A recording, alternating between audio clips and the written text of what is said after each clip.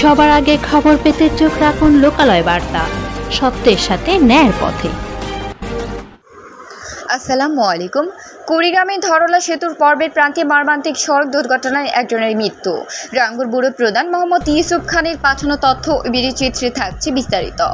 কুড়িগ্রামের সড়ক দুর্ঘটনায় কুড়িগ্রাম এলজিডির তোজাম্মিল হক নামে এক কর্মচারীর মর্মান্তিক মৃত্যু হয়েছে।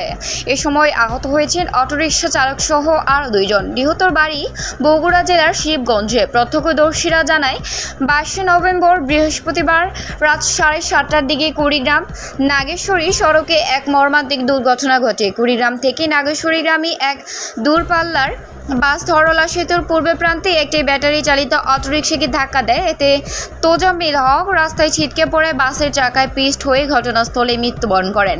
এই ঘটনায় গুরুতর আহত অটোরিকশা চালক আওয়াল ও অপর যাত্রী আশরাফুলকে কুড়িগ্রাম সদর হাসপাতালে ভর্তি করা হয়।